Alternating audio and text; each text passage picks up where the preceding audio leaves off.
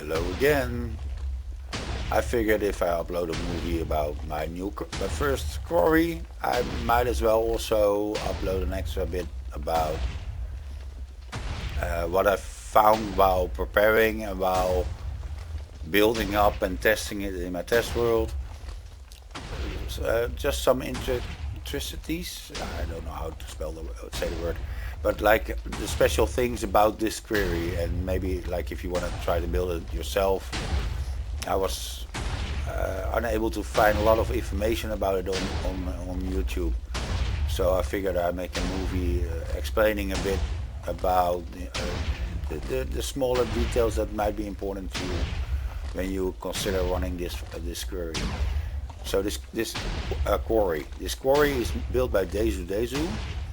There's been some YouTubers who actually built it too, and so there's a little bit more information, but like, um, yeah, maybe I can help somebody with it. I don't know. First off,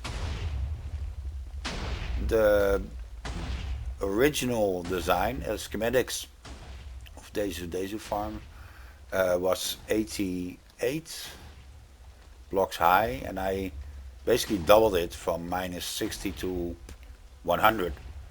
So, and his schematics are actually two separate parts. So you can build the lower part, including the TNT machines, and the side, and then basically you can raise the top as high as you want, basically, and just make sure you just fill up this edge. And his original design also has like a totally brick, it's not brick, stone wall for starters, but I reckon that wasn't necessary, and my testing have actually proved that. So for myself and for a sort of reference, I only made the outer rim, but there's actually no need to start off with the whole wall of stone, because that basically for me that would have take what was like 30,000 blocks or something I needed to put there, which will be mined the very first couple of minutes. So that's a bit useless, I thought, and I turned out to be right. It's not necessary.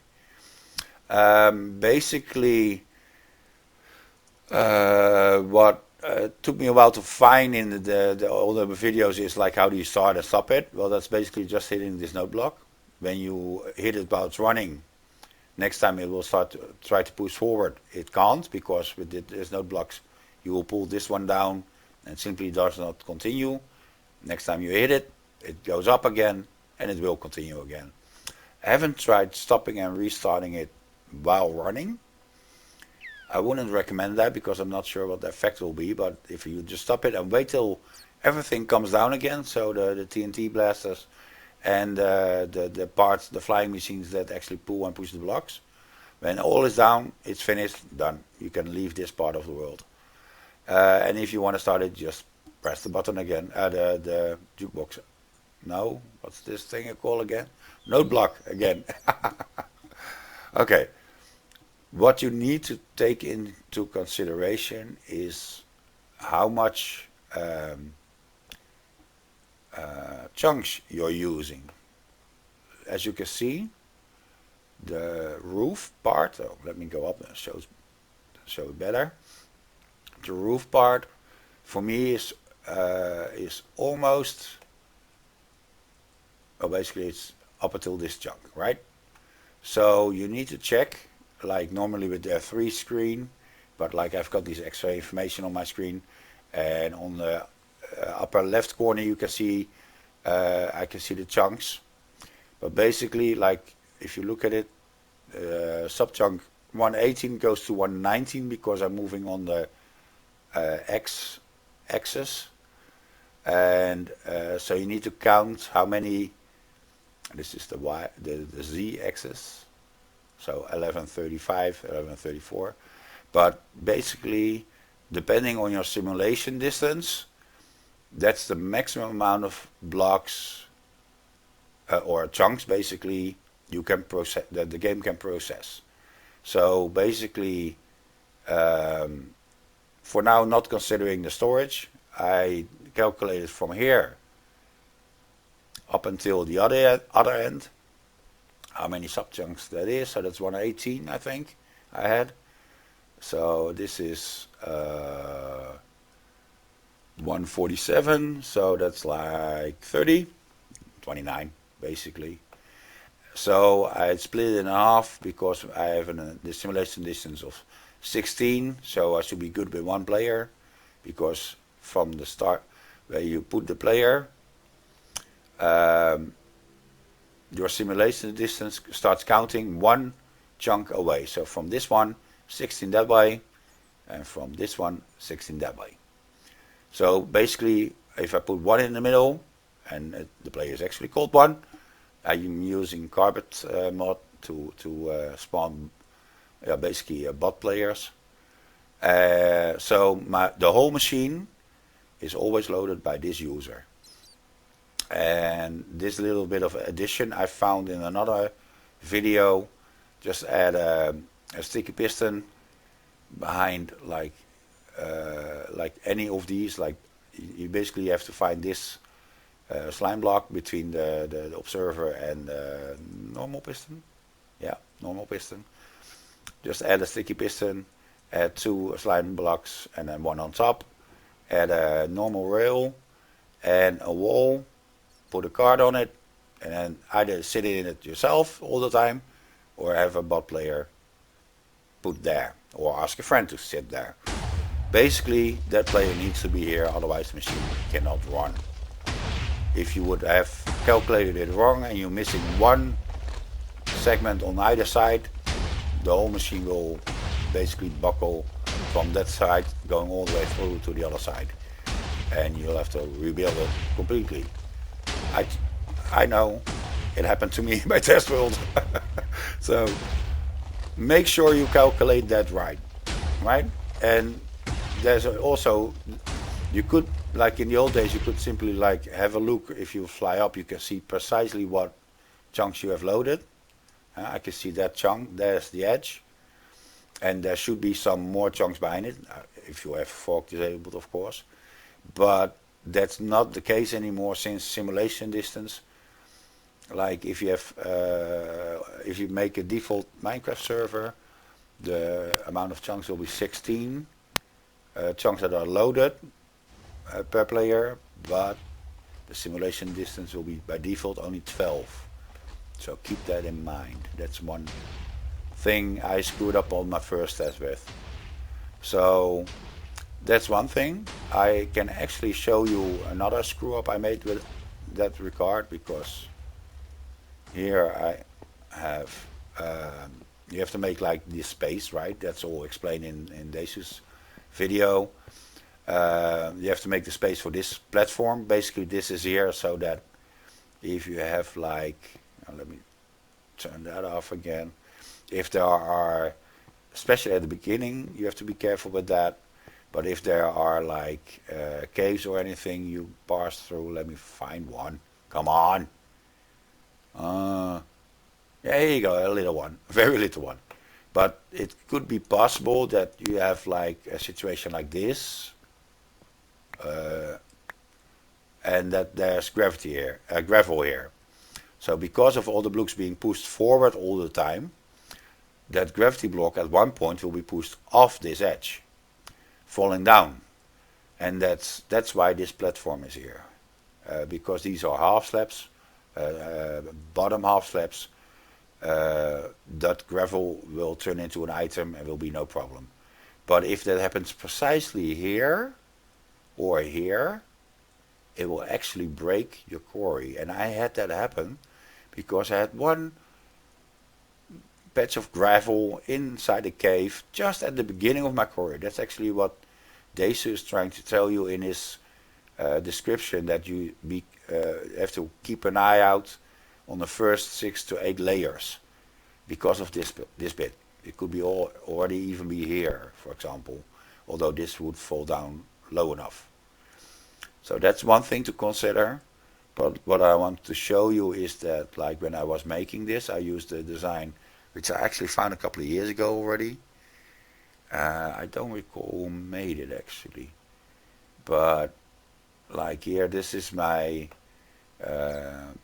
tunnel bore. I think that isn't that in mangoes. I think, and you just sit here, push it that way, and then we'll start shooting TNT, and it's very consistent in like with the ceiling and with the bottom, so you won't have any blocks in between because that would stop the quarry too. Basically, when you stop it, you just push yourself the other way, and it stops again.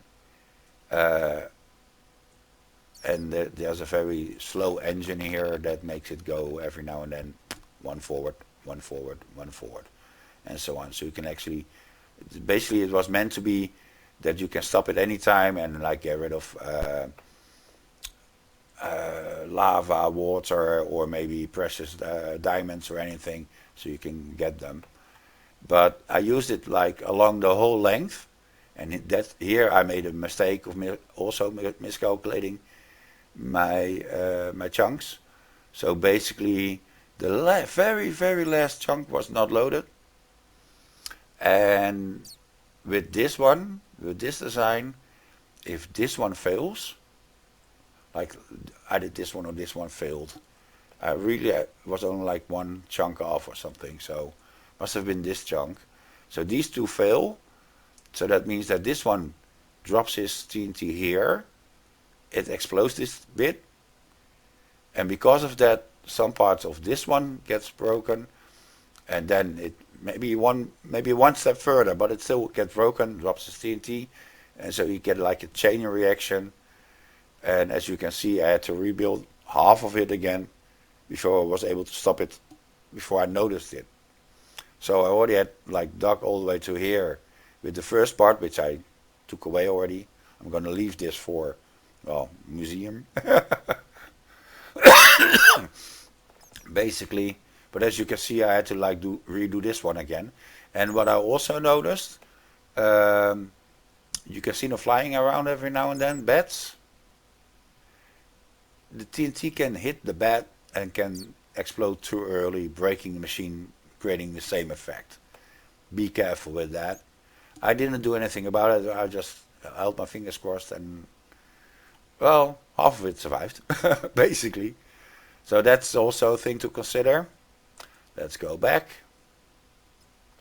Like I mentioned in my other video already, where I'm showing off the quarry, you do have to go and find a way to like find uh, all the dungeons, take away the spawner because it's not movable, take away the chests.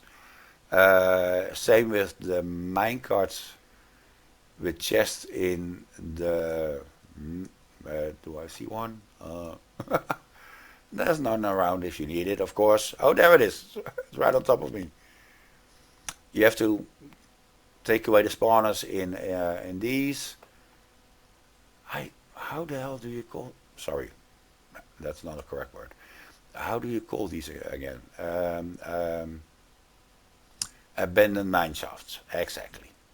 So basically, you have to like figure a way out to get rid of all the spawners everywhere and get rid of the minecart. I'm not actually sure about the minecarts. I'm actually thinking that it might survive minecarts because the rail simply gets pulled, and after that the minecart simply gets pushed all the time until it drops at one point.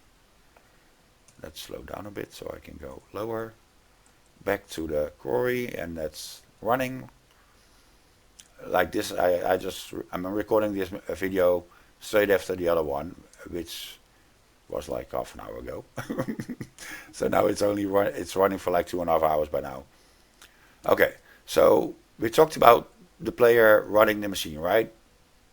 That's one step. Then you need to make sure that your storage area is loaded.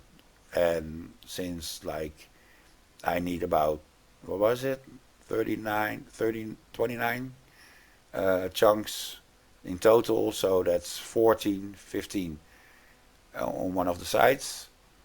Uh, I would not be able to load these extra chunks because this is actually calculated to be an exact amount of chunks. 1, 2, 3, 4, 5, and 6 because the lane is going here, down there. So basically I wanted to put a chunk loader here, or actually 2 chunk loaders, to keep this loaded, but then I decided, then I was calculating like on what distance my players should be for the complete lane. And if you look at the amount of players I have the player 1, which runs the machine, player 2, 3, and 4. The other ones are just farms that are running. And they are along the line, and it turned out that, let me see on this, yeah, there it is. Player 2 is here, and I put it like 128 blocks above the world, so this player will not spawn anything, and it also actually will decrease the amount of lag or MSPT spawning takes, because there are no blocks within this 128 sphere. It will actually stop the spawning algorithm, and it takes quite some MSPT if you have that.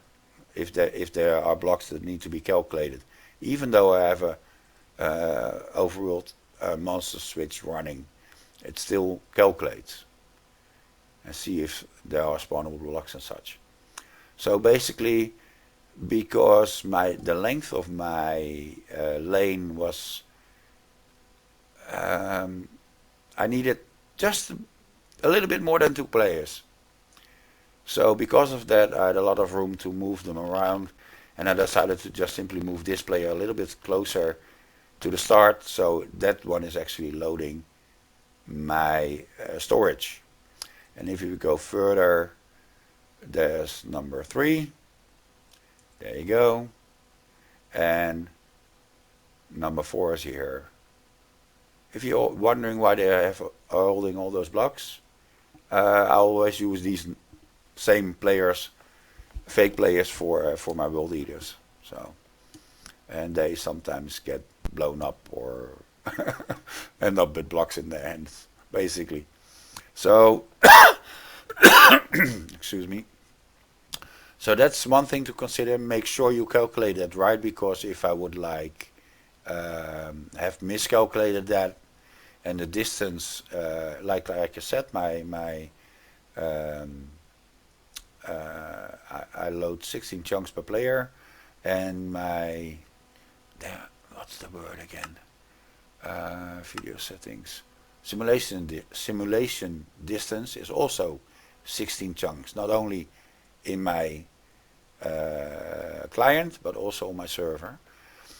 Basically that means that you have 256 blocks going either direction. Where's the player? Where's the player? Where are you? Number 2. Please show yourself. No, that can't be. Oh, there it is. I missed it. I guess I was just below it. So basically this player can cover 16 chunks that way, not calculating the chunk it's in, and 16 chunks that way. Basically 16 chunks is 256 blocks. So like I'm here at block 17,900 plus 256. I'm very good at calculating, at least I pretend to. So that's 18,156. 18,156. I got that quite close, actually, I noticed. But as you can see, it's loaded. So same goes to the other side, and make sure they at least share the same chunk, to be sure, the final chunk. So because if you don't, you lose either a lot. No, the machine will keep running. That's player 1 will take care of that, but you will lose a lot of items. And in worst case scenario, they are bunched up in an unloaded chunk, which gets loaded by the machine, and you will crash your server because there will be way too many items for your server to handle in one go.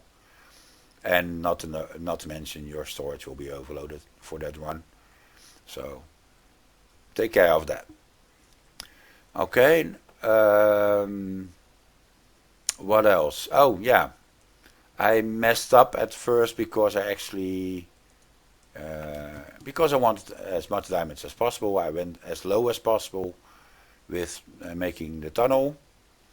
As you can see, I'm only one block above bedrock, and I had not taken in account that the water lane needs to be lower.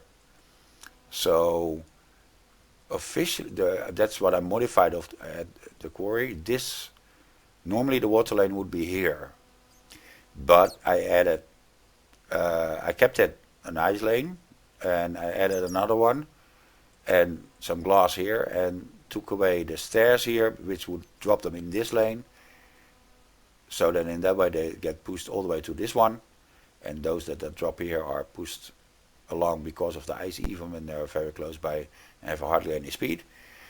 I did that because otherwise I would end up basically on bedrock because it needs to be, I think, one lower than this. I'm not sure anymore, but I need to make that adjustment for it. And because it's so low, of course, you need to like raise it up, go with a bubble column all the way up to give you enough space for your storage system, your sorting system. And like I checked several filter um, uh, machines. How do you call it? I don't know, contraptions. But I kept coming back to the simple one from Il Mango because with a simple adjustment by moving this one straight down and this one to the right and this one into the chest and this one into the chest, you basically make a double speed loader. You don't have to load the first. Just put in items that are not the same as the filter items here. As you can see, I use ice and packed ice. A full stack of blocks, and you only need to put one block here. It fills up until 40, 41, and then it starts unloading, but it will never go down to below 40 anymore. You can, simple example here, these filters have not been touched yet. There's no blocks yet. I just put one item there and one stack there. So you need very little items. You have a double speed sorter. But then I started to take a look at shulker loaders, double speed. And none of the designs really were consistent enough. Is that the correct word? Or they sometimes mess up. So I ended up using my default chunk loader, which I always use for many years now. I think it's also an Himalayan design. I'm not even sure anymore. But basically, that's a single speed loader. So that would clog up the system, right? Well, not if you, because you have the double intake here from that one and that one. I just made the single chest into a double chest, and this is the wrong example because they both go down into the burners. But if I look here, yeah, there you go. One goes that way, one goes that way, and basically I have two rows of shulker loaders. So basically I've got 150 double speed filters, but I got 300 shulker loaders here, basically. If I say that out loud, it sounds ridiculous, actually. But okay, it's a fun project. I wanted to do this for years already. So basically you see a chunk loader, shulker loader here, shulker loader there, and that's only for that filter, that side of, and here the same. And basically all the shulker boxes that are dropped go to the front because eventually I want to hook up, I want to put a jumper station here where I can decide which blocks I ever need. I can just drop them in the jumper station and they will be connected to my network of transport lines. But that's like after that one has run successfully, which fingers crossed it will. So basically, what else can I tell you about my storage system? I basically try to make it as efficient as possible for lag concerns, but it turns out that the quarry is very lag friendly, especially compared to the other ones, because it has less moving parts, and because, are we there to see the roof move? No, not yet. They have a very smart solution for the roof to move. They don't move the whole roof, they just move one row at a time. Very smart. So, but basically, like when you put composters on top of hoppers, the hopper stops trying to pull items from the top, which reduces the lag a lot. But I'm also using lithium that actually in the latest versions has solutions for that, and that's why I'm currently running 24 MSPT, while I'm also running a 6-player AFK fishing farm and a 5 AFK player phantom farm, all at the same time, and some mob switches. So basically, as you can see, I don't have to stop everything in my world to simply be able to run this query for a week. Quarry. So I'm happy with that, but I would have done it anyway because I just love this. It's just too much overkill. But then again, it's fun. Okay, okay, there you go. This is all going to the top now. It's going to push the water away again when the TNT thingies are done. There you go. What else can I tell you? Yeah, one golden tip when you build this, no matter what you place, when you place an observer, make sure if in the schematics there's something in front of it, that's already there. Because when you put the observer first and then put that block or whatever it is in front of it, it will trigger it and it will mess up your design. Be very careful with that. Always make sure that if you need to place observers like this one, there's nothing in front, so you can place it anytime you want. But like this one, don't place the observer first and then this one, because then this all will be triggered already. And especially when you're half built, you never know what's going to happen. Just make sure you place that block first and then that one, and you'll be fine. And that goes for this situation. And this is okay, there's nothing in front of it, but you get the gist, right? Okay, what else? These two, like this is, I explained earlier, in schematics you meant to fill it up all the way. That's really not necessary, and actually I think it's kind of cool that you can see slowly that your wall of blocks fills up. Like if you watch the video I posted just a little bit earlier, before I will post this one, you will see bigger holes in the wall, like especially with this cave here. But as you can see, slowly with every layer it gets filled up basically, because it pushes first and then pulls again. So basically it can only pull when it was not able to push the block.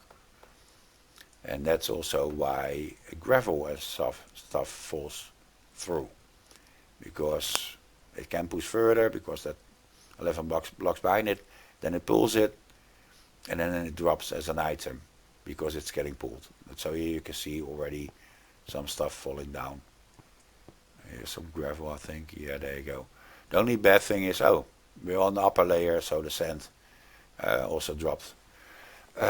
This will all be destroyed by the first batch of TNT, basically. Everything that's laying here, because it starts running as soon as the water arrives, and that's not protective enough for these items. So as soon as it goes up like 2 blocks, it will be fine. So you lose, like, I think Desu mentioned, you lose about like 1%, and that's that 1%. So basically the sand layer on top, I put filters for it, anticipating it was necessary, but it's not really necessary. Okay, what else? Well, like, I'm gonna run this for 6 days and 3.5 hours, if I calculated correctly. to get a 1106 blocks length, but I don't know a safe way to stop it. I don't know if I can put some obsidian. I probably won't. If I would ever want to run it again, I should not put a block here or anything.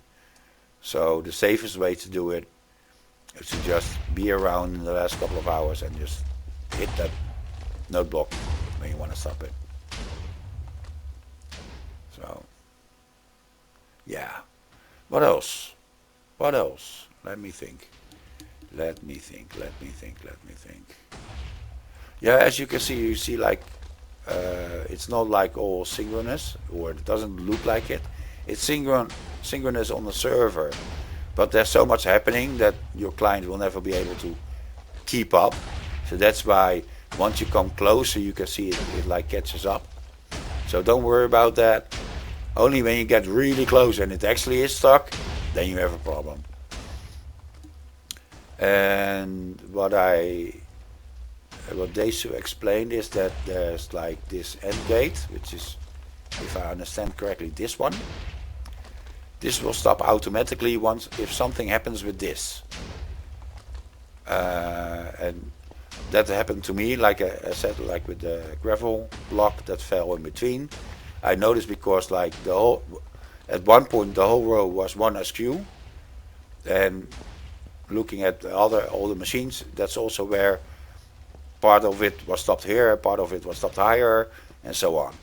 So basically, that was luckily in my test world, so I was able to write down the coordinates of the gravel and clear it away. But that's not a non-issue anymore as soon as you have run like 6 or 8 lanes, because simply then you reach the push limit of that block. As you can see, like this one has still only one block, but it will end up filling up, and all the way at the end you'll have a solid wall of 12 blocks wide, basically, that you will not, if you, like in my case, after that there's a perimeter, so I will, even if I let my quarry run, I will need to push it past the perimeter to be able to harvest those blocks, because you would keep having those 12 blocks which you are able to push forward. So does that make any sense? If not, let me know. I'll try to explain better. There you go. A little bit more of terracotta. This is the main reason I'm doing this. And now, after so many years thinking about it, we have a way to get terracotta via mud, which I definitely gonna make too. But even though that's possible now, I first wanted to make this, just for the fun of it. Isn't that majestic? Like that somebody can think up this kind of mechanics to make these large machines. I love it. I wish I was that smart.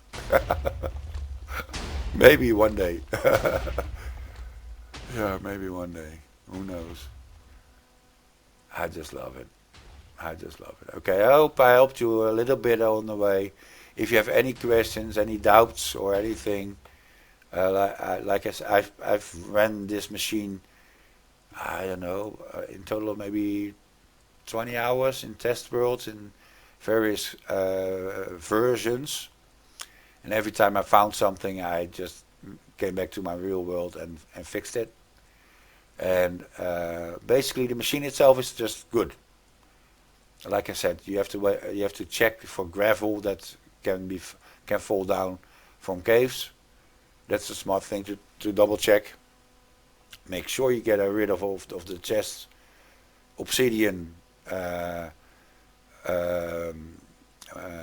monster spawners, basically every unmovable block along the way. And there's no way to do that in vanilla, basically. You'll have to go out in spectator mode and register the coordinates or something, or use what I do, the free cam option of what's that, Tweakeroo, I think. That's only client side, so you can actually use that on servers if you want. Yeah, a lot of people consider that cheating, and I can totally get that. That's for me. I mean, it wouldn't be fun to find everything that I need in that way. So I don't. I only use it when it's necessary. And but in this case, if you want to run a quarry, if you want to go mental like this, like I did, you have no other choice because otherwise you end up breaking your quarry like within, basically in my case, half an hour. Within half an hour, I saw the first blocks coming by, the mossy cobblestone coming by of a monster spawner, of a dungeon. Come on, I mean, I'm not going to spend a month preparing, and I mean really a month, like 6 to 8 hours every day, and in the weekend, from the moment I woke up till I went to bed, uh, preparing this. I'm not gonna. I want it to run to the end, you know, and even now, still, I keep going in and making sure didn't I miss one or two or something, you know, because if you do, uh, you know what? I promise you, if it happens, I'll show you the video on how I fixed it again. Okay? That's all for now. Bye bye.